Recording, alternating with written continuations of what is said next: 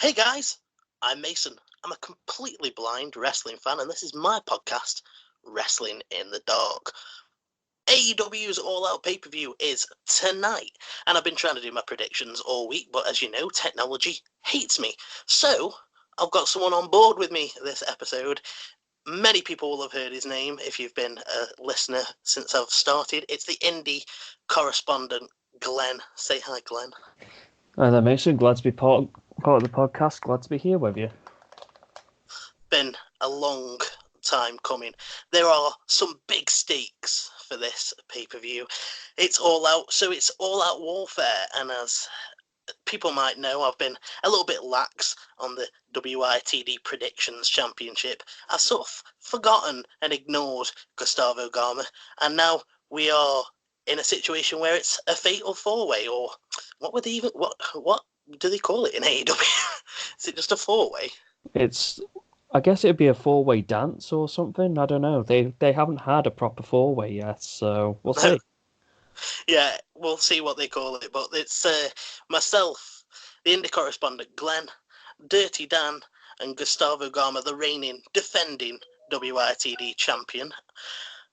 Dirty Dan, this has been something that I've been trying to work on as well. Dirty Dan is putting his predictions, he's putting his name on the line. The Dirty Dan name is up for grabs. If he loses here, he doesn't get to be called Dirty Dan anymore. And trust me, guys, he loves being called Dirty Dan. He loves it. Also, as a punishment, many people will know that I am not a fan of main roster commentary, and Glenn is not a fan of WWE in general. No, So, WWE can burn to the ground, man. It needs to go away. so whoever loses this predictions between me and Glenn has to watch Raw and SmackDown and do a review of it. So a lot on the line here. So let's jump into that one. Starting off with the Women's Casino Battle Royale. Who you got, Glenn? I'm going with Britt Baker. She seems like she's really getting a strong push at the moment. AEW seems to like her. Obviously, she's the girlfriend, I think, of Adam Cole, baby. So yeah, I really do think that they're going to get behind her. She's good in the ring. She's a good talent. Everybody who's watched AEW so far seems to know of her. So it'd be a good person to have in that inaugural championship battle for the title when it comes up. So I'm going with Britt Baker. Which I believe Dirty Dan has gone for as well. Yeah. Gustavo, the champion, has gone for Sadie Gibbs. Getting down to my pick. I'm struggling with this one because I really, really want to win that championship, and I also really want to beat you so I don't watch Raw and SmackDown. So it's like a choice between my head and my heart. So sometimes I do like fantasy versus reality. If this was me booking it, I'd be really tempted to go with Teal Piper just because she's relatively unknown. She's got that lineage of being Roddy Piper's daughter. You want, in my opinion, you want to push someone. I mean, she can basically be AEW's version of Charlotte, like with that big lineage. So making her arrive and have an impactful spot, I think that's something that I'd really want to do. Awesome Kong would also obviously be another really good contender because she's the big monster of the division. That could be really, really cool, especially with the mainstream attention that she could bring to AEW, what with being involved with Glow. But Britt Baker does seem to be the favourite here, so it's I really hate making decisions in general in life. So I honestly see this one as the throwaway match, to be honest, in terms of the predictions, because anything can happen. My prediction was made before I knew that Awesome Kong was going to be in it, so I was like, I want to change my pick now, but I've already set it in stone, so it's like, yep, it's Britt Baker. it's there in blood and ink. Apparently I've heard that AEW may be in talks with Impact about trying to use Tennille Dashwood tonight. Now, I don't think that she'd win, but she'd have a fairly good showing, I think. But when it comes down to it, I hate going with the pack, but I think Britt Baker is the smartest choice here, and since I'm not going with the heart for this one, with everything at stake, then I'm going to stick with Britt Baker. Do you want to segue us into the next match? Right, so our next match is a tag team match between Private Party and Jack Evans and Angelico. This one should be a fairly interesting one. Again, it's been a massive learning curve diving into that world of AEW with the way that they present things, and these tag team matches have been absolutely crazy.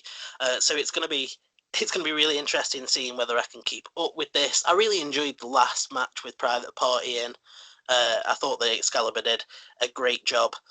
Like I said, like I've mentioned a few times, he mentioned the colours that they were wearing, and that was a really important visual clue. And now I feel like I'm sort of invested in Private Party just because I have a little bit of a mental image of what they look like. And I am going to go with Private Party for the win with this one. Ooh, that's actually a good shout, though. This match is going to be one of the flippiest on the card, I think. Especially with Jack Evans and Angelico in there. We know what they're like. They like their flips. They like their, top rope antics. They are that kind of tag team, as our Private Party, to be fair. So it's going to be interesting. I have gone with, in this one, Jack Evans and Angelico to win. I think that they have been on what now? Three shows so far, I think. And they've I think so. They've been on all the shows. They've come up short every time, so I think it's time that they got to win. If they don't, then they're just going to look like, well, they are the sort of jobbers of the division. And I know that AEW want to have every single team and every single competitor look like they are there for a reason. Where if they lose this one, it's just going to look like, well, what are you doing? So I'm kind of I do get that one. Yeah, so I think they've got to win. They've got to win. I do sort of agree with you. I don't know why I'm so sure it's Private Party, because I do know that once they get through to that tag title tourney, once they've launched the shows, it's going to be pretty easy for them to push Private Party, like sort of, if not to the moon, at least into the atmosphere. I mean, was it just the Bucks that announced on their first TV show they're going to have Young Bucks versus Private Party as well, which really here is probably a reason why Private Party should win. That's a good point too. I wasn't actually aware of that match, so yeah, I'm really glad that I've gone with Private Party, and I think Dirty Dan will be too, because that's his prediction. And I believe Gustavo is with you on this one, with the Jack and Angelico. Indeed, he is, and this just should be an interesting match. I think probably not the best on the card. Live on steroids. Yeah, totally. Looking forward to it though. I think next up is the Luchasaurus team with Jungle Boy and Marco Stunt versus SCU. Am I right? You are correct. It is a 6-man tag team match. This one should be really interesting. I think Jungle Boy and Luchasaurus have made a really good impact. They're quite over with the fans. They've done some pretty good stuff on being the elite, and they're just sort of instantly... They've got sort of like a magnetic sort of character they are to just them. Huge over. Like, it is insane how over this tag team is, and they really should capitalize on that as soon as possible, I think. It's amazing, isn't it, that you've got AEW setting themselves up as this, ultra sports like wrestling, and they somehow managed to put that. They managed to put that forward and then slip past, a giant dinosaur and a giant Jungle dinosaur Boy. Who, by the way, at the weigh-in was said to be weighing in at 2 tons plus a master's degree. I love that. That's great. This is serious sports-oriented content, boys. It's just irony. It's just great irony. I don't think Marco Stunt has had a spot on a main card yet, has he? I think he was in the...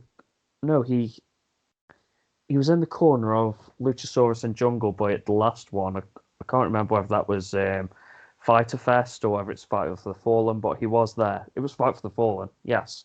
Yeah. He was there, but he hasn't had a match yet. He was used as a weapon by Luchasaurus and then got ejected by the referee. Am I right in thinking that you, Dirty Dan, and Gus have all gone for the Luchasaurus team here? Yes. Right.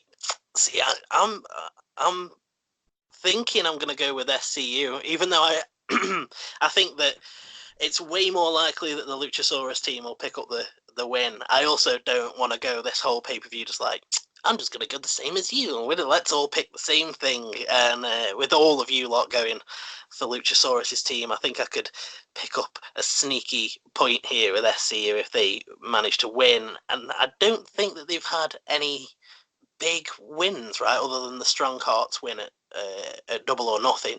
So it should be fairly interesting, especially, was it not Christopher Daniels that lost to Shima, sorry, isn't it? Yes.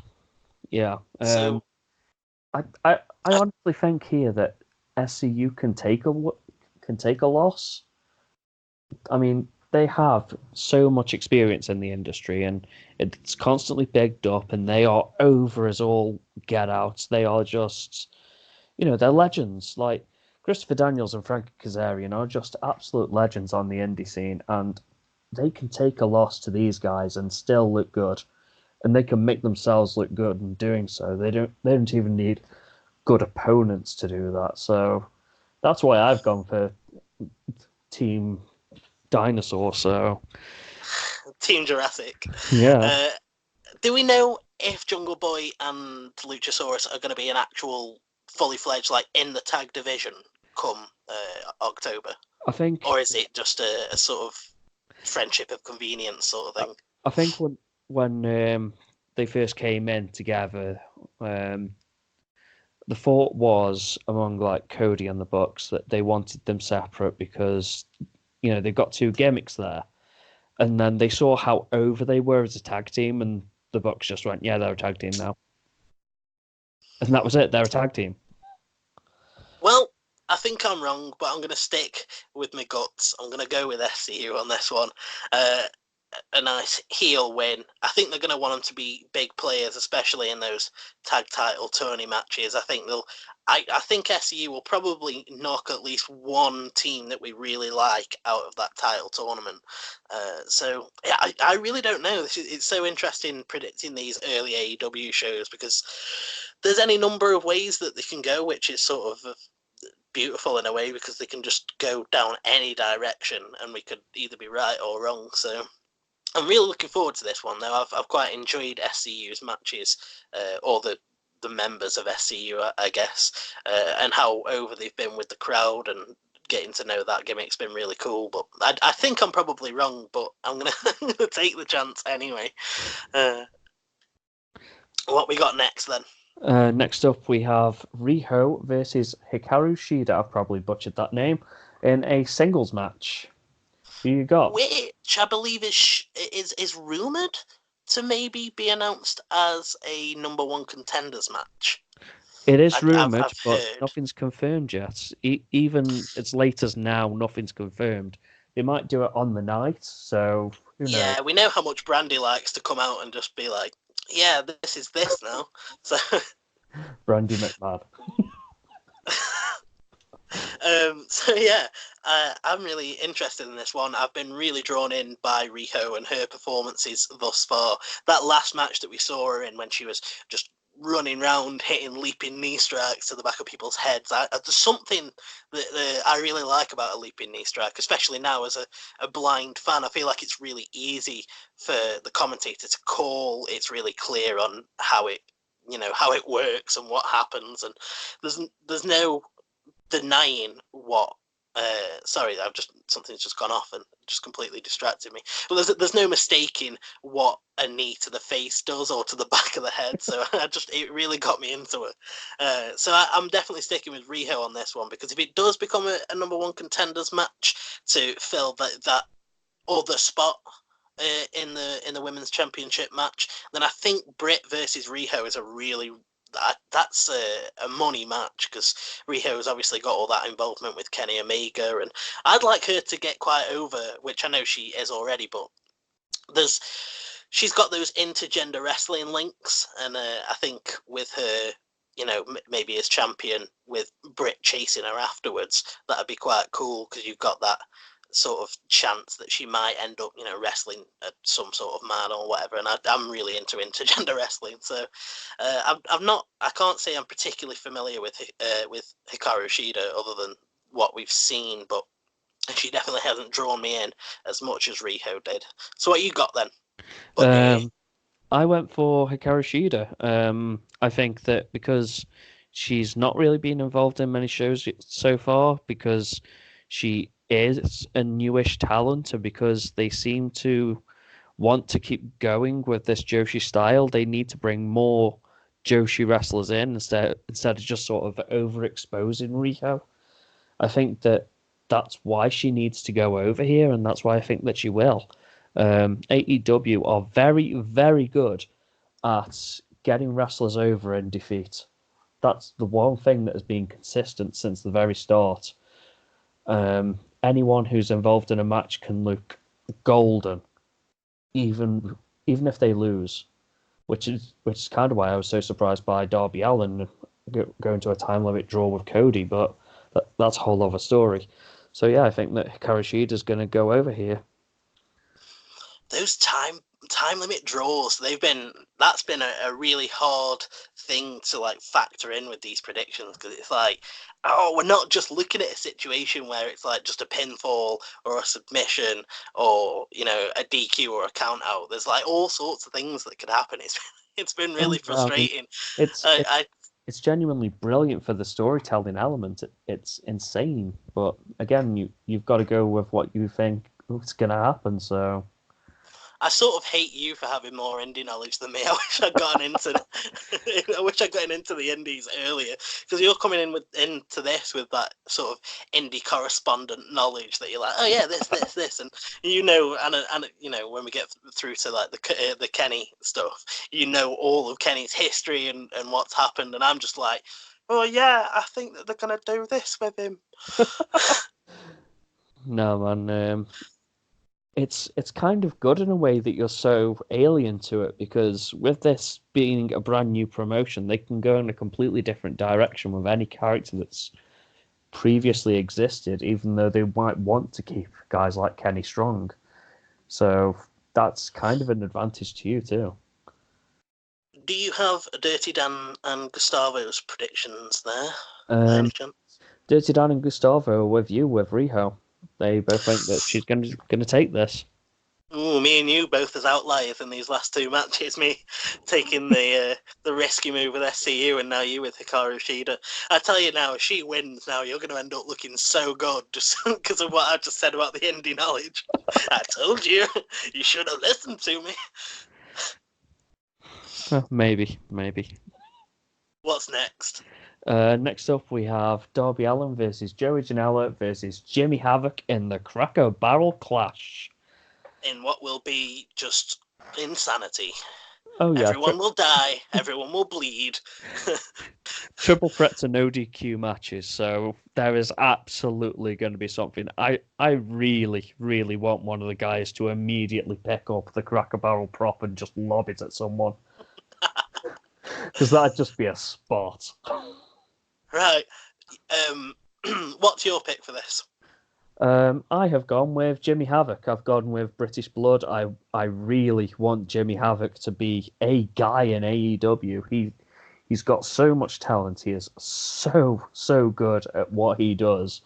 And so far, we've not really seen a lot from him in AEW. He's been on the losing end in the one match that he's had outside of the Battle Royale. And in the Battle Royale, he was basically the guy running around with a staple gun. So, yeah. Honestly, I really want Jimmy Havoc to be something too. He's such an interesting character.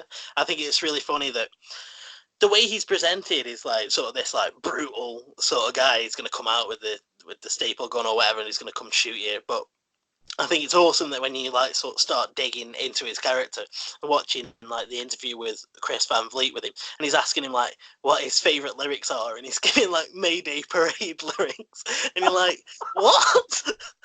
This is the complete opposite of what I thought. I was expecting like some thrash metal or Oh like, I man, don't know, Black Flag or something like that. And it's like, oh, I really like Mayday Parade. he is absolutely one of the most awkward bastards to ever interview, and he's renowned for it. Like, I don't know if we're familiar with Straight to Hell on Cultaholic with Ross. He did an interview with Jimmy Havoc, and Jimmy just took the piss out of him. Like, absolutely took the piss out of him. He made him look like amateur hour. So that's just Jimmy Havoc.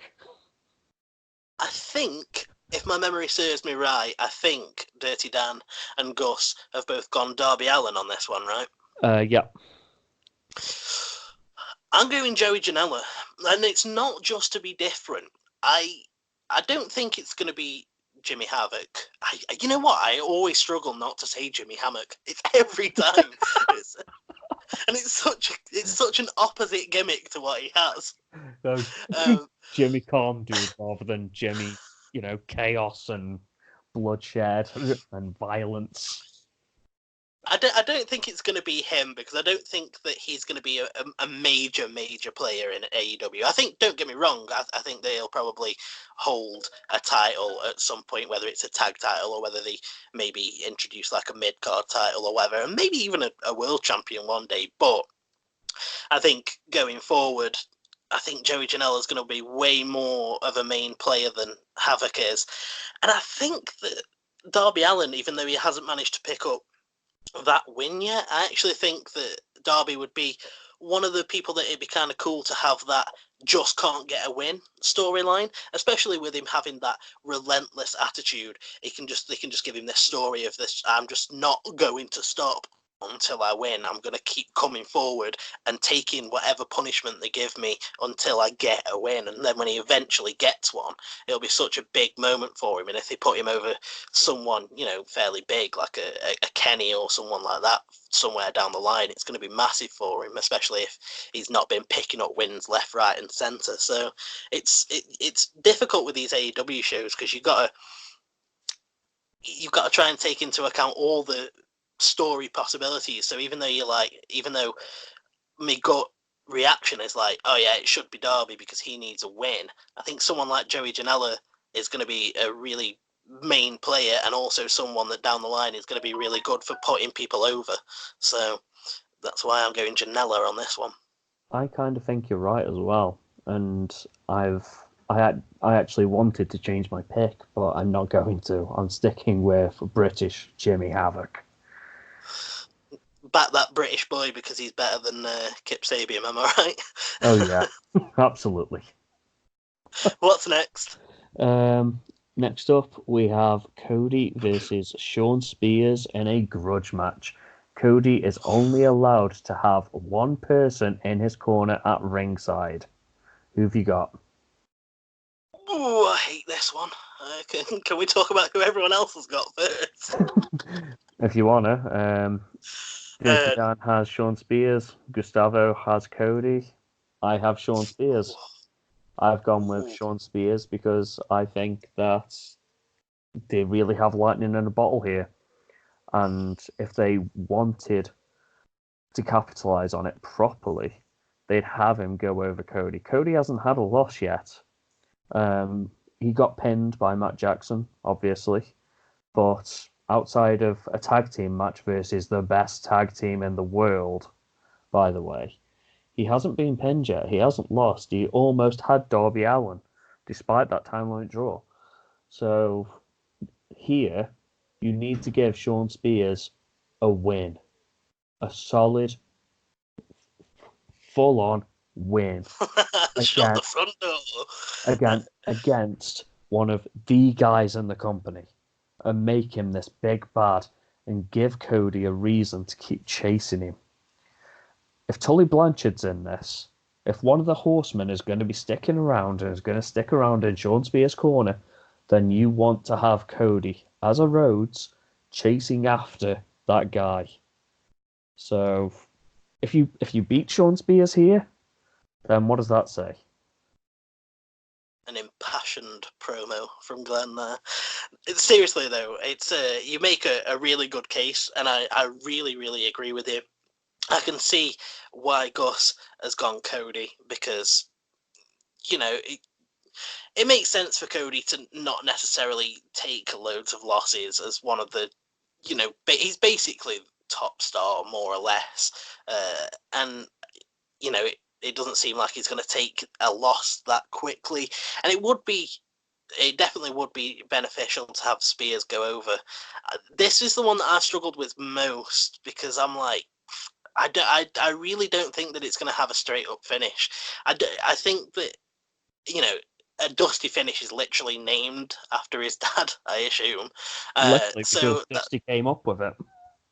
Yeah, exactly. So I think out of all the matches on the card, I think this is the one that could sort of make, either this or Kenny and Pac is sort of those are the two matches that sort of seem like they might benefit from a Dusty finish, whether it's a time limit draw. I'm not sure. I really don't know what to go to. I assume MJF might be the person that ends up being in Cody's corner, and if he is, then I could see maybe MJF getting annoyed at some dirty tactic that Spears pulls, like, I don't know, ref distraction, low blow, MJF gets annoyed, attacks Spears, ref sees it, Cody's disqualified. I could see that sort of thing, but then I also know that that's just because I've got this like WWE programming in my brain, and I'm like trying to look past it and see what the best decision is. And I know that it's Spears winning, but I'm so conditioned by WWE that I'm like, he's not just going to go over. But it's so AEW to bring him in, and what I like about AEW with these ex-WWE stars, none of them are burnouts or rejects. They're not people that did really bad. They were just people that got underutilized or misused. And it's such an AEW thing to do, to bring Sean in and just have him go from being nothing on the WWE roster to coming in and handing Cody his first loss. Going from being nothing to ironically being the perfect 10.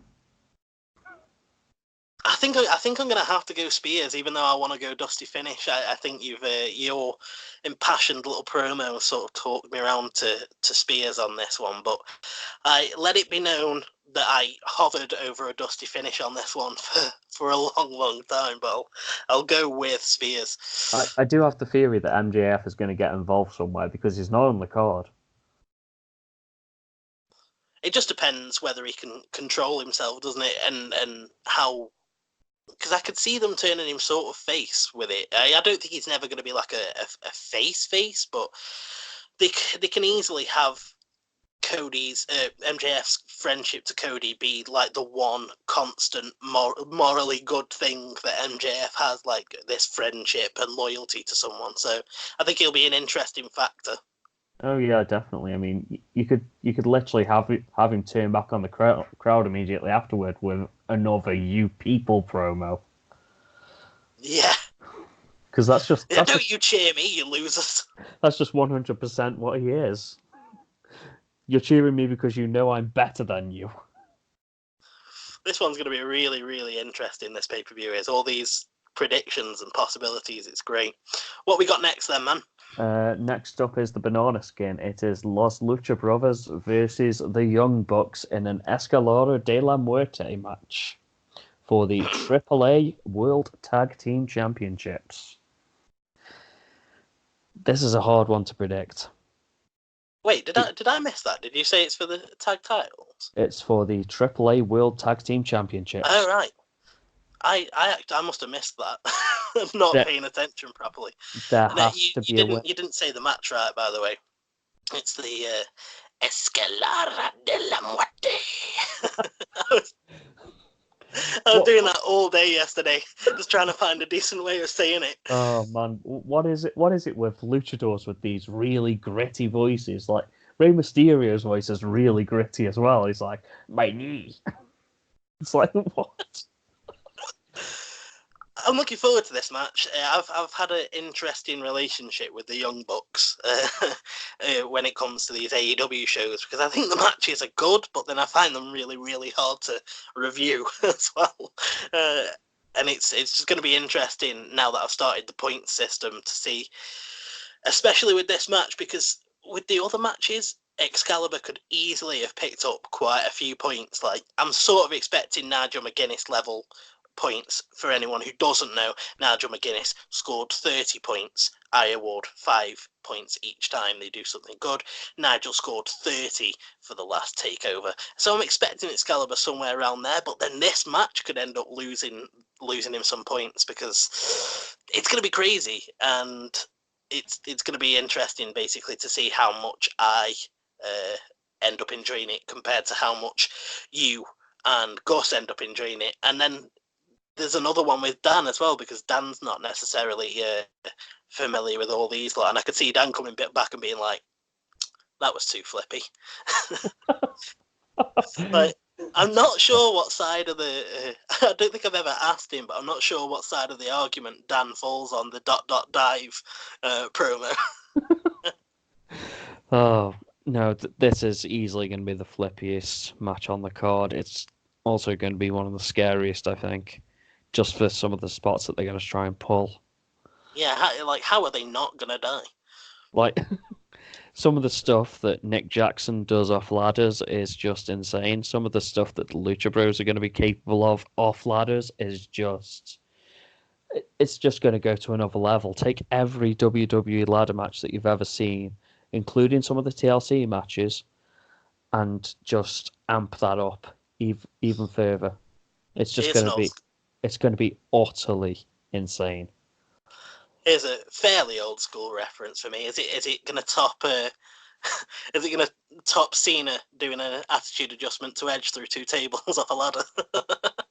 Mate, that's not even the best TLC match. I knew you'd hate that. TLC 2, where my homies at? What are the picks? Dirty Dan, Gustavo, and myself have all predicted the Lucha Bros to win. Makes sense, especially with it being for those AAA tag team championships. I hope I did that right, and I hope that's not offensive. I feel like it's going to be offensive when I try. Honestly, I think here that the Lucha Bros need to win. They beat the Bucks back home at least once during this rivalry. But on AEW TV, they have done nothing but lose to the Young Bucks. And this is supposed to be the team that's vying and is fighting for that moniker of the best tag team in the world versus the Young Bucks. And they can't beat them. So I just got some sort of notification through. Can you just check that it's still recording? It's still recording. Okay, sorry about that technical. I panicked. I got some sort of notification. I was like, "What?" Yeah, I completely agree. I wanted to go Young Bucks, but now I know that it's for those championships. It's like, yeah, if it's going to be the Lucha Brothers, and it'll show that American audience who might not have seen some of the stuff that they've done. It'll show them what they can do. It feels sort of boring to go Lucha Bros along with you all, but I think that's where I got to go with it, because it makes sense. It seems like a look. It's definitely the safe bet here, I think, especially with those tag titles on the line, and way of the Bucks saying goodbye to the Indies and basically using AEW as their home promotion for obvious reasons. So yeah, I think that this is basically their swan song for the Indies, and they are literally going to be saying with these tag team titles, yeah, sure, they can go back to AAA whenever they want to. They have a working relationship, right? But I can't see them hanging on to those titles, especially not with another tag team championship coming in after the tournament is finished. Yeah, which, that it seems a safe bet that the Young Bucks will be, at least towards the finals of that. So Absolutely. you need to make Lucha Brothers look good so that it matters. down the line with that tag tourney. Right, what have we got next? Next up, we have Best Friends versus the Dark Order for a first round bye in the tournament to crown the first All Elite Wrestling World Tag Team Champions. Right, so is the Teenage Mutant Ninja Turtles going to be in Dark Order's corner then? That's what it always makes me think of. It's Shredder! Why would the Turtles be in their corner? That's so stupid. I don't know any of Shredder's henchmen though, so it's the only thing I can think. They're weird sort of BDSM minions are probably going to be about, let's be honest. They are another gimmick in a very serious contest, and it's kind of been it's kind of been lampshaded by the Best Friends as well. On I think it was Being the Elite where they basically said, "Oh, you know, maybe they've paid off one of the lighting crew to turn off the lights so they can just appear wherever they are." It's just cool as hell. So it completely kills the mystique when they do stuff like that. Like, not, I mean it in a good way, because I like the fact that they make that thing, because they're not trying to make it look like Dark Order or these supernatural being like, Bray Wyatt fiend-esque where they could just like turn the lights off. It's funny because it's like, I want them to point out that they probably just paid off someone in the lighting crew, but then at the same time that makes it feel stupid as well. So I'm not sure where I sit with that one. Well, Best Friends are kind of a comedy act, so it's certainly in their character to point that out and do that. So, hey, it fits. So I believe you and Gus have both gone Dark Order, right? As has Dirty Dan. Oh, everyone's in agreement on this one. Oh, screw you both! Screw you all! I'm going Best Friends on this one. They've not, aside from winning the opportunity to get to this point, they haven't really had that much, exposure. And I assume they're going to want them to be, sort of key players in the tag team scene. So I don't know. Dark Order, it just doesn't feel AEW to me. Like from all the other stuff that they showed me, I think the Dark Order thing seems like the most WWE thing to me. Whereas in Best Friends, with how they are, aside from maybe Breezango, who are the WWE equivalent of that, there's no one else really like them. So it'll be, yeah. I don't know. I just think Best Friends are going over here, so I really hope I'm right, because I do not want to have to sit through Raw and Smackdown. I can't. We need to stress to people how much we both don't want to do that. Absolutely not. I mean, Dark Order are so weird in this as well, because like they've come in as the Dark Order and they just haven't gotten over in the way that perhaps the Young Bucks would have thought that they would have done. I mean, when they were on the Indies, they were Super Smash Bros, right? So surely they should be far more over than they are. They've put on some amazing matches on the Indies, but they just can't seem to connect with the crowd. It's really weird, and yet at the same time they're being pushed really strongly, and it seems to make more sense to me that they would go over here, have the heels sort of relaxing in the back, watching the faces have to fight through the first round. Yeah, I could see that. Just give all the heels like sort of more chances, so that they can all just sort of chill and be like, yeah, whatever, while the faces struggle and fight their way through. Yeah, I think that's probably a good call, but I still really want Best Friends here. I think that it'll be a really feel good moment, and there's going to be quite a lot of feel bad moments in this, especially with like Cody probably eating his first loss, and probably not in a nice way either. I mean, I can't imagine Spears is going to go easy on him. So yeah, I think we're going to need a feel good moment later on in the night, and I think the Best Friends might provide that. You may be right. They'd be a good one to pick, but I just don't see it. Neither do I. I won't see the match. Oh. What's next? Up next is Pac the Bastard versus Kenny Omega. We have gone backwards and forwards on this one a lot. Like between me and Glenn on the Facebook chats, we have gone back and forwards on this one a lot. So I think he probably knows where I'm going with this one. But why don't you read out what you've got and Dirty Dan and the Champ? We've all gone with Kenny Omega. I think that Kenny's winning here. Pac isn't sticking around, so he's probably going to go out on his back straight away. He's so busy with Dragon Gate that it's like, well, he just isn't going to be around. So what's the point in having him win? He's still listed on AEW's roster page on their website though, which is interesting. But I just don't see it. It's a shame that it's not Mox. It's a massive shame. Yeah, that is a real big shame. But I was really looking forward to that match. Yeah, but now I think I want it more.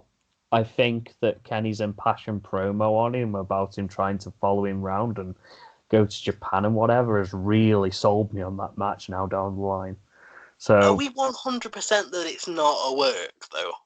Like, what you've got to remember is I live with Lee, who is super common sense and very cynical when it comes to the wrestling world. So most things I read out, she's like, work. And I'll just go along happily like, yeah, Mox is injured, he's out. And then she's like, are you sure? Are you sure it's not a work? And even if I was sure before, I'm like, no, I'm not sure. Well, even if it is a work, right? That means that Renee Young is in on it because she posted on top of Twitter when Mox announced that he was out. She literally posted a broken heart emoji on top of that post. So it's like, wow, she's acknowledged it. Some sort of helicopter flying above me. So there's everyone's gone for Kenny here, and I have been really sure that Mox was going over. And obviously now that it's Pac instead, I really agree with your reasoning. But the number one thing I heard about Kenny before becoming an AEW viewer is the storytelling. And I hear about other wrestlers a lot, and for the most part, you hear about someone like, I don't know, Will Ospreay or Zack Sabre, and people talk about what they're like in the ring. And as much as people just always just said, yeah, Kenny's a great wrestler, the thing that I always heard was the storytelling. And for me, if he wins, I'm not sure what the story is, especially going forward with him facing Mox in the future, because I assume they'll want to, set that train back on the tracks once they can get going.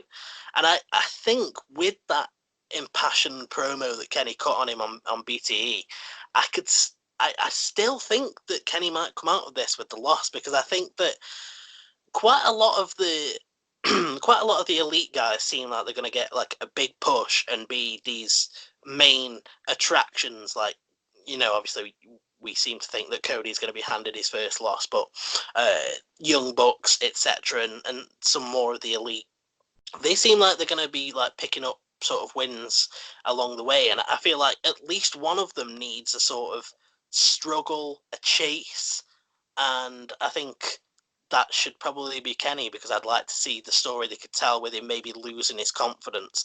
And I think that they've got the perfect excuse with Pac coming in. They can make a big impact with him beating Omega.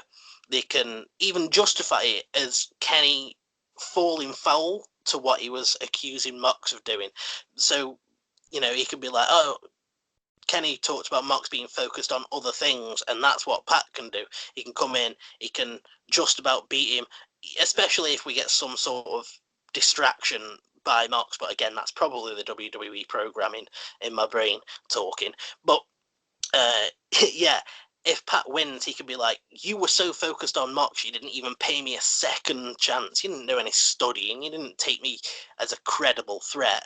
And then that means, Pac's got that one win on the roster. So when they bring him back later down the line, he's got that impact of like, oh, he's the guy that beat Kenny Omega and sent him on this storyline that he's on now.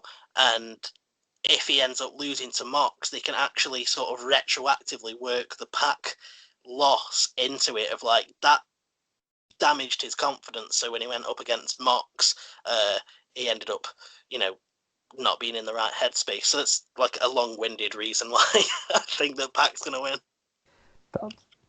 That unfortunately makes far too many assumptions for me. So I really do think that Kenny's going over here. I do think you're probably right. I really struggle when I do these predictions not to go with the heart. I'm such a booker in my own right. I'm always fantasy booking, always thinking of where they could go and what the interesting storyline is. So even though I think it'll be interesting either way, so I'm just going to go with Pac just because he's that British bastard that I'd like to see put Omega down. And I think that that's a perfect way to segue into Hangman Adam Page versus Chris Jericho to be crowned the first ever All Elite Wrestling World Champion. The reason I say that's a perfect segue is because the reason I've gone with who I've gone with is fantasy booking. That is brilliant. Come on then, start us off. Who have you gone for? So I've gone with Hangman. Basically because Jericho has given us a direction for his character if he loses. He's got in his promos, he started slapping himself in the face like, I've got to beat the Hangman, I've got to beat the Hangman. And really, really going for it. Like, he is going crazy thinking that he's going to lose. And you know what? Because he's going crazy thinking he's going to lose, I think he's going to lose. Yeah, so basically you think that Jericho is going to get the storyline that I want Kenny to have. Jericho's going to get basically put in his place by himself. Yeah. He's going to get beaten not by Hangman, but by Chris Jericho. Yeah, and either Jericho or Hangman can bring that up, and that'll be a nice line as well. Yeah. What's Dirty Dan gone for? Dirty Dan has predicted Chris Jericho. And what about the champ himself? He is with me with Hangman. I think we're going to end up having a fight on this one, man. I'm going with Jericho, and it's because, and this isn't objectively. This is just to me. Hangman's not ready, brother. I haven't got enough of an image of him. Not an image. I don't know enough about him to speak to his indie stuff. But I've not been dragged in by his promo skills necessarily. I saw that promo that he cut at AAA with the cowboy shit, and it really didn't click with me. And I feel like the AEW have said that their target audience, one of the things that they want to bring in is those lapsed fans, and Hangman can look really good in defeat. He can take Jericho right up to the brink, and if Jericho wins, especially with some Chris Jericho-like move or tactic, the Judas effect has only just been invented, so if he goes down to that, it doesn't necessarily make him look bad, and he can look like the hero that when he, after that, he'll be really over and you can go on the chase with him. Jericho, for me, if they want people, those lapsed fans, you've got AEW on TNT.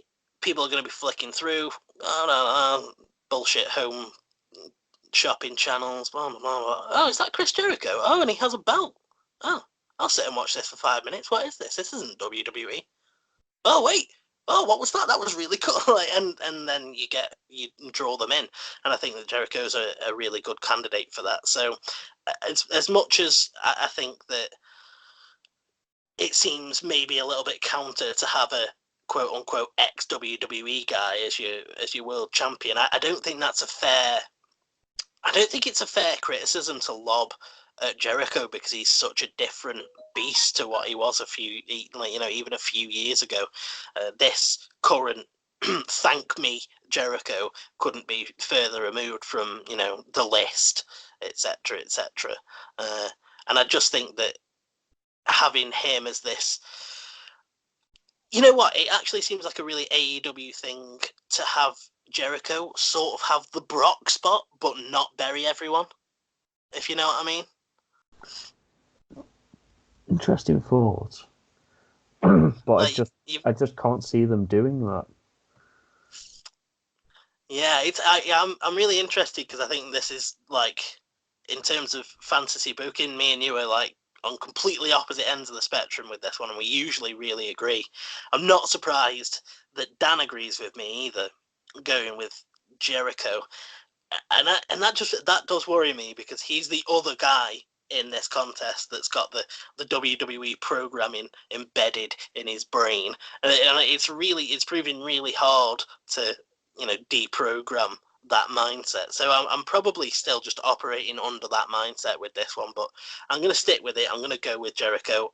It feels wrong to not anyway, because I'm such a huge Jericho mark, and you know that. So it feels. Go on. But this is where I really do think that this is the time for Jericho to lose one in a big way. Because his character at the moment is always like, oh, I want my thank yous. I want to be lording it over like I'm this big shot. And then if he wins, then yeah, he's right, and his character doesn't change whatsoever. Where Jericho has basically said all along, and this is what I love about Jericho, is that he always wants to be part of some long-term decision. He's not going to be going into a new company if he doesn't have a direction after this match. No way in hell. And if that's just to hold a belt just because, then he ain't going to care. As much as being the first champion might mean something to some people, like, say, I don't know, Hogan would love that back in his day. I think that Jericho wouldn't care. And I think that his character losing would change the way that he acts. And it'll change him for probably the worse. And it'll make watching him even more captivating. Yeah, he's going to be super deranged and super nasty after this whole thing. He's going to really want his thank yous and really want to be appreciated for what he is, despite not winning that title. I think they need to go long with this match. If they're going to have Hangman win, then I think they really need to show that he can go the distance, he can absorb his punishment, he can dish his shit out. I think they really need to make a proper star out of him with this one, because he's not had that really good, impactful singles match. That match against Kip Sabian was poopy. I really didn't get into that. It wasn't the best match. It was good, but it wasn't the best. And really, he needs a decisive win here to make him. And I can't see him hitting either of his finishes in a way that really catches Jericho by surprise and puts him down. Like, he goes for that buckshot lariat. He's got a springboard over the rope. He's got a slingshot himself over the rope and hit Jericho with a lariat. I don't see him not get hit with the Judas effect in the process. And not get hit with a Judas effect or a code breaker. Both of which Jericho can just hit out of fucking nowhere. Oh, dropping the F-bomb. Absolutely. It doesn't matter. Absolutely. It really doesn't matter. Ace isn't monetized. I'm not going to get demonetized, so it doesn't matter. Yeah, but no one stuck around right? At this point anyway. But that's the way it is, right? Like, yeah, no, it's really true. It is really true. I think you're definitely right, but I have had this one written down. So since you have wanted to change your pick with a few of them and haven't, I will stick with Jericho, even though I think I'm probably going to end up watching Raw and SmackDown. No, man, I am not watching Raw and SmackDown. No way. I can't wait to see, if I end up watching it, I can't wait to see how much Tom Phillips ends up annoying me. It's such an unforeseen thing that out of all of the WWE commentators, that Tom Phillips would get the most heat out of me. It'll be Corey. It will be Corey. Absolutely. Without a doubt. Corey. Yeah, definitely. I think so. That was the main event, right? The Yeah, Jericho hat thing. that is your main event. I've really enjoyed this. This has been really, really good. Yeah, it's been fun. A lot less stressful than it usually is for me. I can tell you that now. So I'm gonna wrap up, I think. So yeah, thank you for doing this with me, Glenn. You got any final words for the boys? No final words. Just where my TLC boys at? Where my TLC 2 boys at? Because John Cena dumping Edge off a ladder through 2 tables is just so vanilla. You know, you know what my favourite finish to a last man standing is? Go on. It's Batista using tape.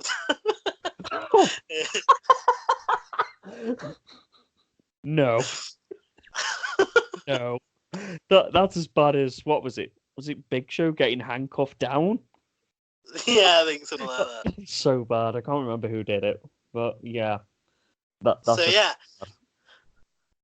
Good luck to you. And good luck Dirty to you. Dan, I hope that you end up losing that name. I really do. I'm sick of saying it, and honestly, I just really want to beat him. And as for Gustavo Gama, you might have been the forgotten champ. I might have ignored you, but I'm going to take that championship because it's mine. I created it. It's mine, my own. It's super heavy, and honestly, I'm not sure if I've got the strength to carry it back anyway. But if any of you are TLC2 boys, drop it in the comments below and let Glenn know. If you want to share your thoughts on any of these picks that we've had, you can do so in the comments section or on Twitter at Mason W _. I've just messed up my own Twitter thing.